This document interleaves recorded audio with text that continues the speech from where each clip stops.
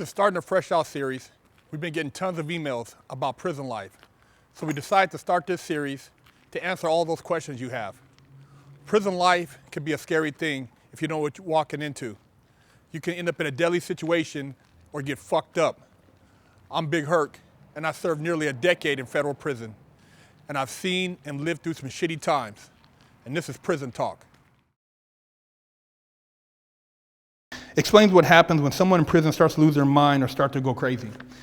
As far as losing your mind in prison, I really can't speak for somebody like that. I mean, a lot of those guys who were at that point in their life, they're most likely on drugs, and they probably are going through depression. They're probably having withdrawals, and most of the people I've seen that lose their mind in prison are drug addicts. You know, these are people who are shooting up heroin, they're smoking meth, or they're doing some type of drug that basically creates a very unstable mental state. And at that point, you know, most of these people don't have too much to look forward to since they're already living in hell, you know, locked up. So, you know, they just say fuck it, you know, and that's how I think a lot of these guys go crazy. You know, they're locked up away from their families, they have drug habits, and they feel at that point that there's no more purpose in living. So, you know, that's the only thing I've witnessed as far as going through the system and seeing people actually have issues.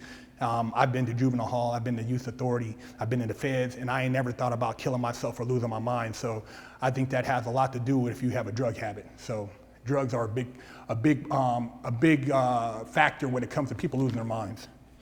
I was wondering if you could do a video on how other inmates know what you're really in prison for. Like if you brought up as a rapist, or if somebody's a child molester, so you can't just lie about what you did.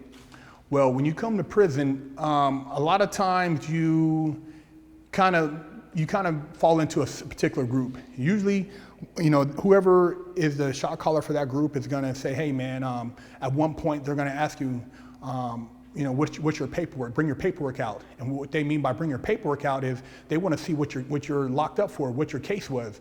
And if you refuse to bring your paperwork out, that's suspect. If you don't bring your paperwork out, most likely while you're not in your cell, they're going to have somebody go through your cell and find your paperwork. If you don't have your paperwork in your cell, there's ways where somebody could, like I said, can find out your name, go check in the county court records, and they'll find out what you were locked up for.